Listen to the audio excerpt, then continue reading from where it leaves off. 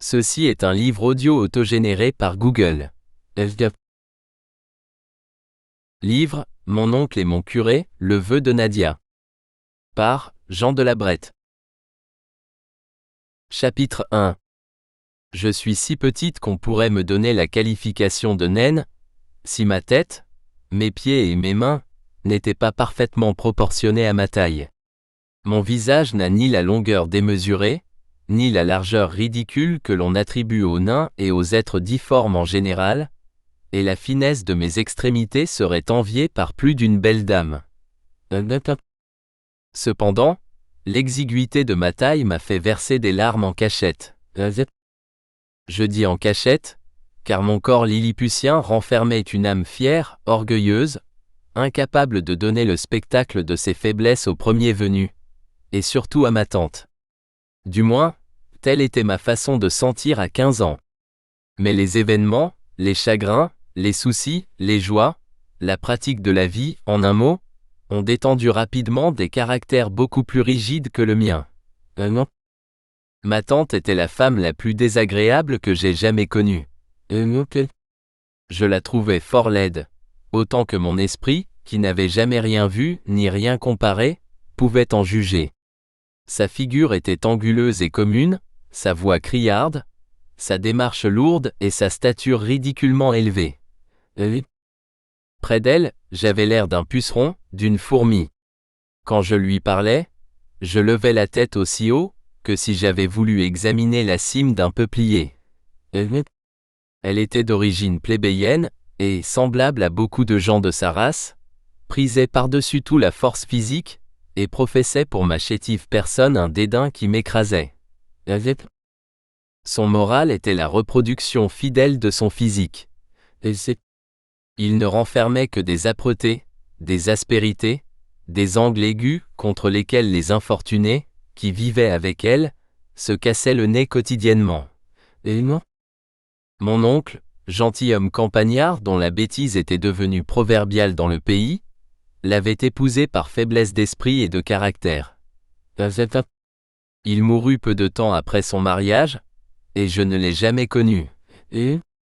Quand je pus réfléchir, j'attribuais cette mort prématurée à ma tante, qui me paraissait de force à conduire rapidement en terre non seulement un pauvre sire comme mon oncle, mais encore tout un régiment de maris. J'avais 2 ans, quand mes parents s'en allèrent dans l'autre monde, m'abandonnant aux caprices des événements, de la vie et de mon conseil de famille. D'une belle fortune, il laissait d'assez jolis débris, 400 000 francs environ, en terre, qui rapportaient un fort bon revenu. Ma tante consentit à m'élever. Elle n'aimait pas les enfants, mais son mari ayant mal administré, elle était pauvre, et songeait avec satisfaction que l'aisance entrerait avec moi dans sa maison. Quelle laide maison, grande, délabrée, mal tenue, bâtie au milieu d'une cour remplie de fumier, de boue, de poules et de lapins. Derrière s'étendait un jardin dans lequel poussaient pêle-mêle toutes les plantes de la création, sans que personne s'en souciât le moins du monde. Je pense que, de mémoire d'homme, on avait vu un jardinier émonder les arbres ou arracher les mauvaises herbes qui croissaient à leur guise, sans que ma tante et moi, nous eussions l'idée de nous en occuper. Cette forêt vierge me déplaisait, car même enfant, j'avais un goût inné pour l'ordre. La propriété s'appelait Le Buisson. Elle était située au fond de la campagne, à une demi-lieue de l'église et d'un petit village composé d'une vingtaine de chaumières. Ni château, ni castel, ni manoir à 5 lieues à la ronde. Nous vivions dans l'isolement le plus complet. Ma tante allait quelquefois à C, la ville la plus voisine du Buisson. Je désirais vivement l'accompagner, de sorte qu'elle ne m'emmenait jamais. Les seuls événements de notre vie étaient l'arrivée des fermiers, qui apportaient des redevances, ou l'argent de leurs termes, et les visites du curé. Oh! L'excellent homme, que mon curé! Il venait 3 fois par semaine à la maison, s'étant chargé, dans un jour de beaux ailes, de bourrer ma cervelle de toutes les sciences à lui connues. Il poursuivit sa tâche avec persévérance, quoique je m'entendisse à exercer sa patience.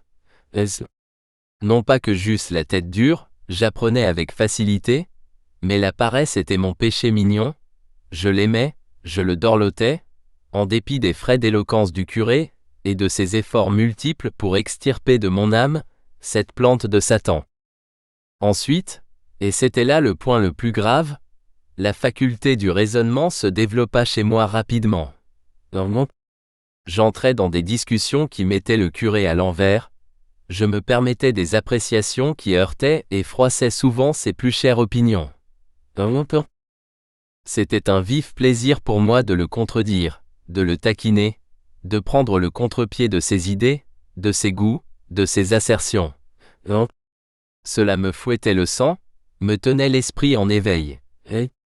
Je soupçonne qu'il éprouvait le même sentiment, et qu'il eût été profondément désolé si j'avais perdu tout à coup mes habitudes ergoteuses et l'indépendance de mes idées.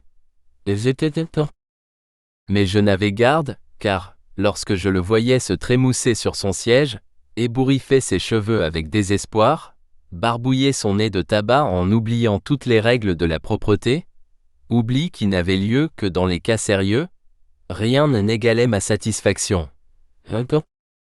Cependant, s'il eût été seul en jeu, je crois que j'aurais résisté quelquefois au démon tentateur.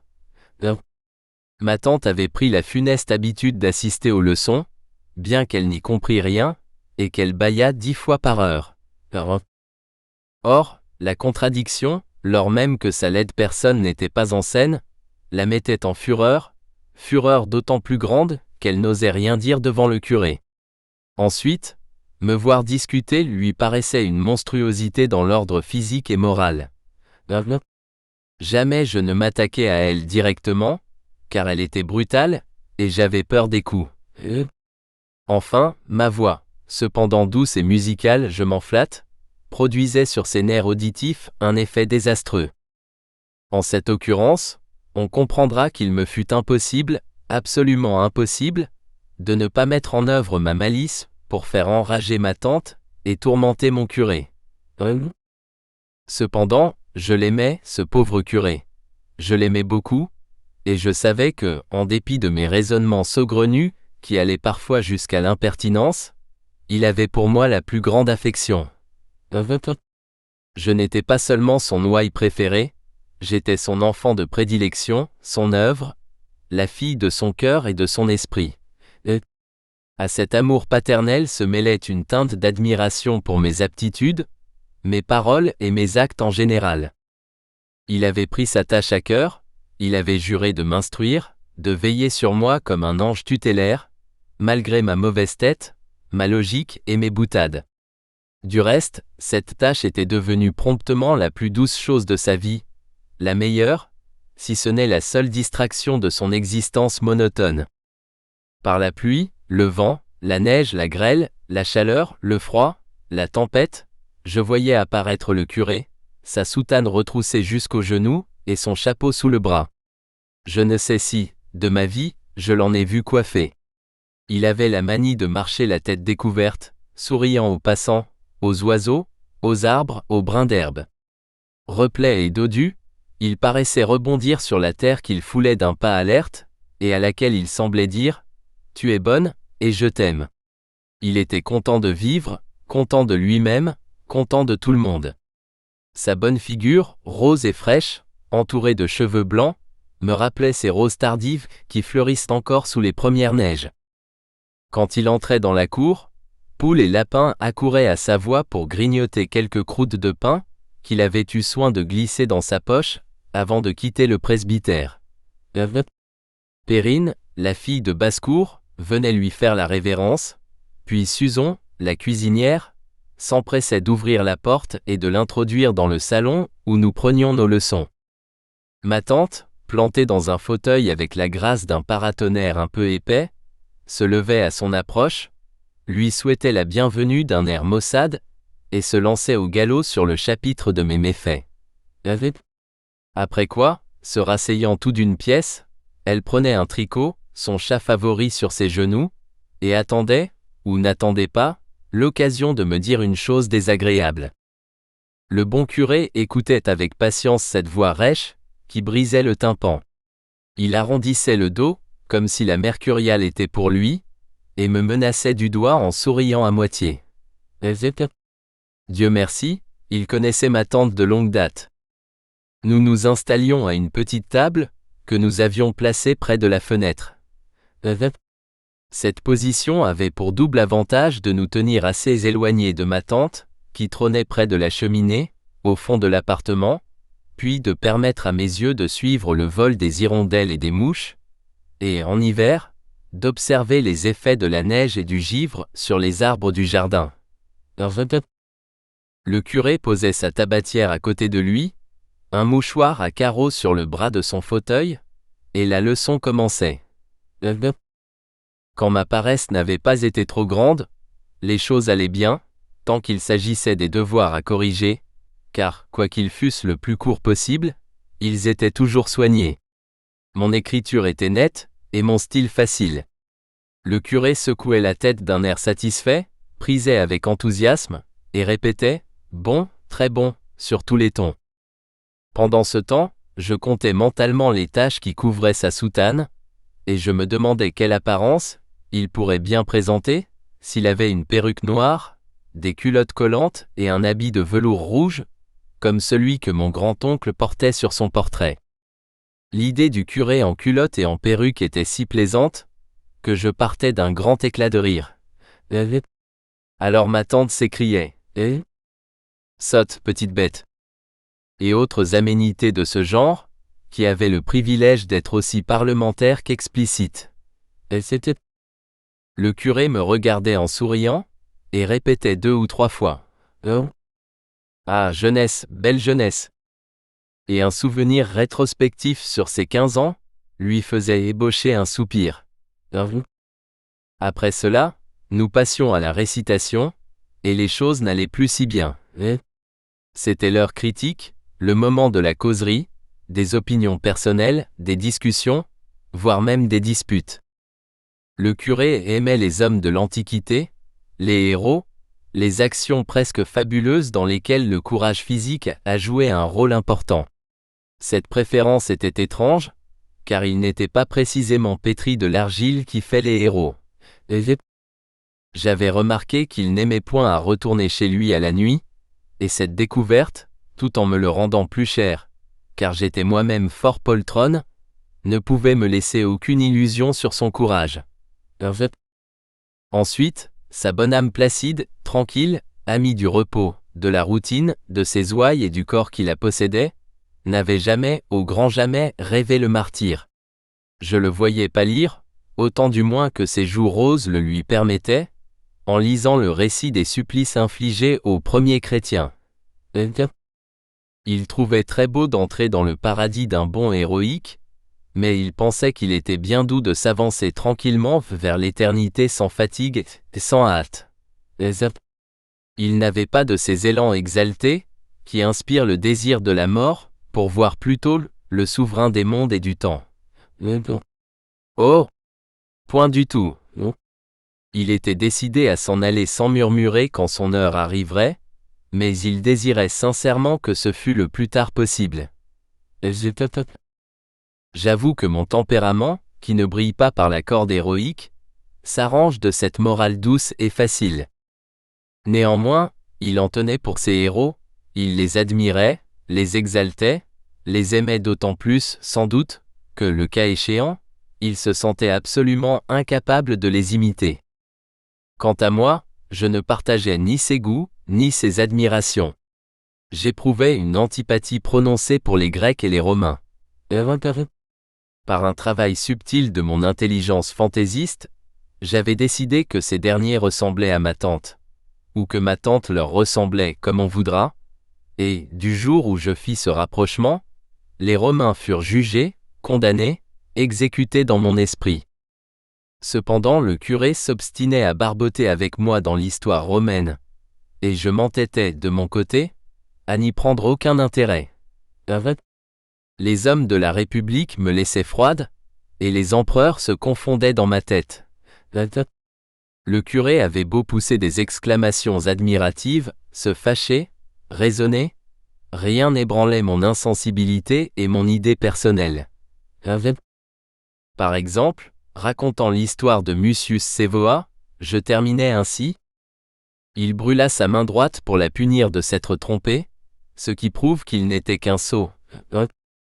Le curé, qui m'écoutait un instant auparavant d'un air béat, tressautait d'indignation.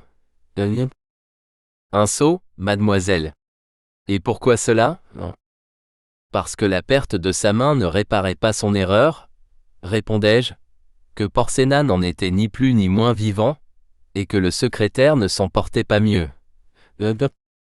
Bien, ma petite, mais Porcena fut assez effrayé pour lever le siège immédiatement. Non? Ceci, monsieur le curé, prouve que Porcena n'était qu'un poltron. Soit, mais Rome était délivrée, et grâce à qui? Grâce à Scevoa, grâce à son action héroïque. Et le curé, qui, frémissant à l'idée de se brûler le bout du petit doigt, n'en admirait que mieux Mucius Scevoa, de s'exalter, de se démener pour me faire apprécier son héros. J'en tiens pour ce que j'ai dit, reprenais-je tranquillement, ce n'était qu'un sot et un grand sot. Le curé, suffoqué, s'écriait. Quand les enfants se mêlent de raisonner, les mortels entendent bien des sottises.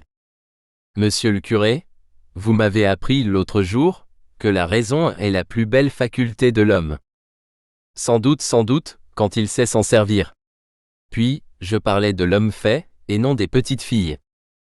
Monsieur le curé, le petit oiseau essaie ses forces au bord du nid.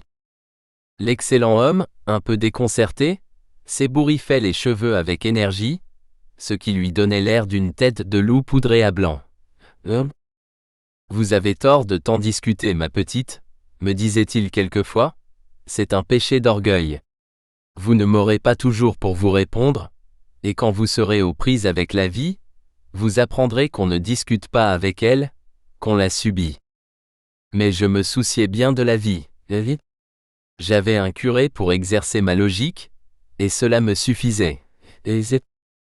Lorsque je l'avais bien taquiné, ennuyé, harcelé, il s'efforçait de donner à son visage une expression sévère. Mais il était obligé de renoncer à son projet. Sa bouche, toujours souriante, se refusant absolument à lui obéir. Alors il me disait, Mademoiselle de Laval, vous repasserez vos empereurs romains, et vous ferez en sorte de ne pas confondre Tibère avec Vespasien. Laissons ces bons hommes, monsieur le curé, lui répondais-je, ils m'ennuient. Savez-vous que si vous aviez vécu de leur temps, ils vous auraient grillé vif, ou arraché la langue et les ongles, ou coupé en petits morceaux menus comme chair à pâté. À ce sombre tableau, le curé tressaillait légèrement, et s'en allait en trottinant, sans daigner me répondre. Je savais que son mécontentement était arrivé à son apogée, quand il m'appelait Mademoiselle de Laval. Ce nom cérémonieux en était la plus vive manifestation, et j'avais des remords, jusqu'au moment où je le voyais apparaître de nouveau, les cheveux au vent, et le sourire aux lèvres. Fin du chapitre.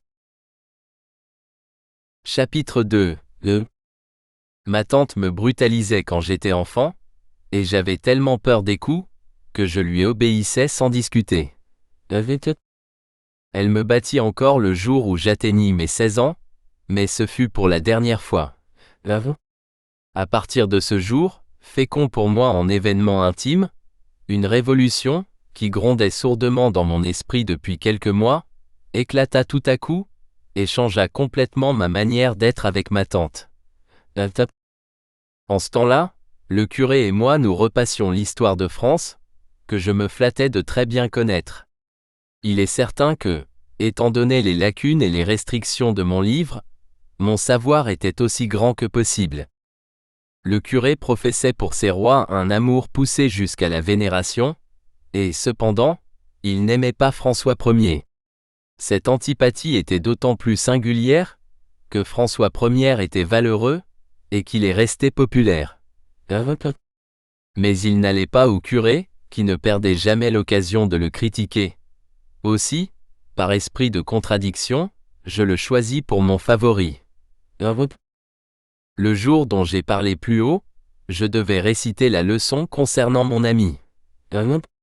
Je ruminais longtemps la veille, pour trouver un moyen de le faire briller aux yeux du curé. Malheureusement, je ne pouvais que répéter les expressions de mon histoire, en émettant des opinions qui reposaient beaucoup plus sur une impression que sur un raisonnement. Il y avait 1 heure que je me cassais la tête à réfléchir, quand une idée brillante me traversa l'esprit. La bibliothèque, m'écriai-je.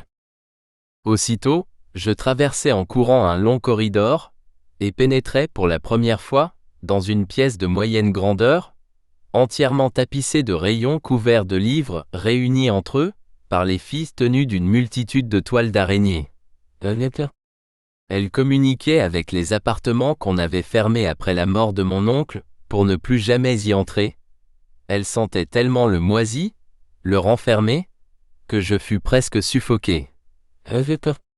Je m'empressai d'ouvrir la fenêtre qui, très petite, n'avait ni volet ni persienne et donnait sur le coin le plus sauvage du jardin, puis je procédai à mes recherches. Mais comment découvrir François Ier au milieu de tous ces volumes? J'allais abandonner la partie, quand le titre d'un petit livre me fit pousser un cri de joie. C'étaient les biographies des rois de France, jusqu'à Henri IV exclusivement. Une gravure assez bonne, représentant François Ier dans le splendide costume des Valois, était jointe à la biographie. Je l'examinais avec étonnement. Est-il possible, me dis-je émerveillé, qu'il y ait des hommes aussi beaux que cela? Le biographe, qui ne partageait pas l'antipathie du curé pour mon héros, en faisait l'éloge sans aucune restriction. Il parlait, avec une conviction enthousiaste de sa beauté, de sa valeur, de son esprit chevaleresque, de la protection éclairée qu'il accorda aux lettres et aux arts. Il terminait par 2 lignes sur sa vie privée, et j'appris ce que j'ignorais complètement, c'est que François Ier menait joyeuse vie, et aimait prodigieusement les femmes.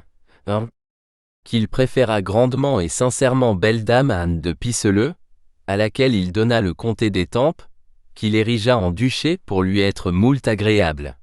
De ces quelques mots, je tirai les conclusions suivantes.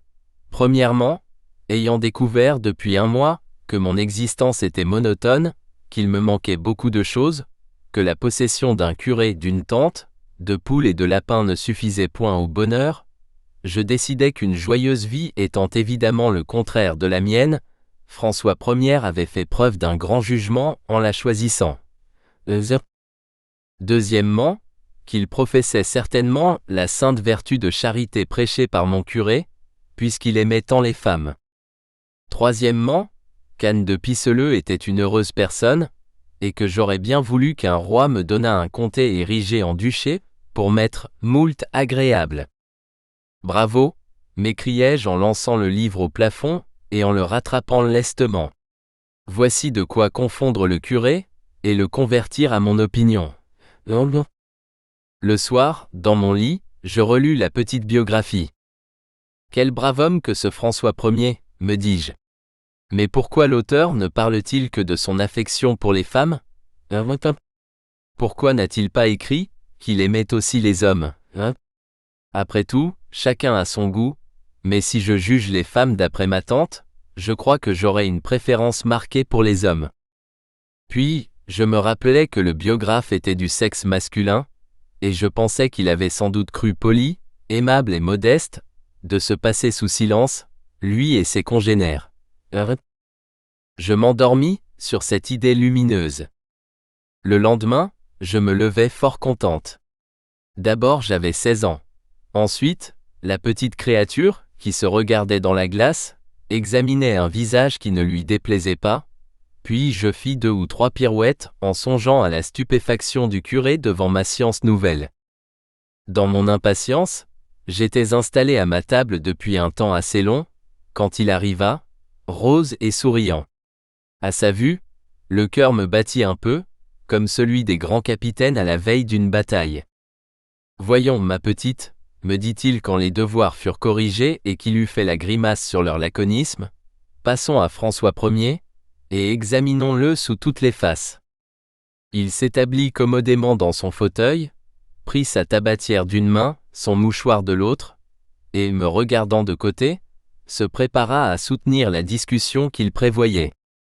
Je partis à fond de train sur mon sujet. Je m'agitais, m'animais, m'enthousiasmais, j'appuyais beaucoup sur les qualités prônées dans mon histoire, après quoi je passais à mes connaissances particulières. Et quel charmant homme, monsieur le curé! Sa taille était majestueuse, sa figure noble et belle, une si jolie barbe taillée en pointe, et de si beaux yeux. Je m'arrêtai un instant pour reprendre haleine, et le curé, effarouché, se dressant tout raide comme ces diablotins à ressorts enfermés dans des boîtes en carton, s'écria. « Où avez-vous pris ces balivernes, mademoiselle ?» Ceci, c'est mon secret, dis-je avec un petit sourire mystérieux. Et brûlant mes vaisseaux. Monsieur le curé, je ne sais pas ce que vous a fait ce pauvre François Ier. Savez-vous qu'il avait beaucoup de jugement? Il menait joyeuse vie, et aimait prodigieusement les femmes. Alors, les yeux du curé s'ouvrirent si grands, que j'eus peur de les voir éclater. Il cria, Saint Michel, Saint Barnabé, et laissa tomber sa tabatière avec un bruit si sec, que le chat, étendu dans une bergère, sauta à terre avec un miaulement désespéré. Ma tante, qui dormait, se réveilla en sursaut et s'écria. Vilaine bête! En s'adressant à moi, non au chat, sans savoir de quoi il s'agissait. Mais cette épithète composait invariablement l'exorde et la péroraison de tous ses discours. Certes, je m'attendais à produire un grand effet. Cependant, je restais un peu interdite devant la physionomie vraiment extraordinaire du curé. Mais je repris bientôt, imperturbablement. Il aima particulièrement une belle dame, à laquelle il donna un duché. Avouez, monsieur le curé, qu'il était bien bon, et que c'eût été bien agréable d'être à la place d'Anne de Pisseleu.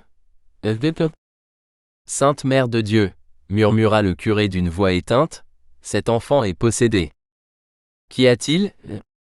Cria ma tante, en transperçant son chignon d'une de ses aiguilles à tricoter.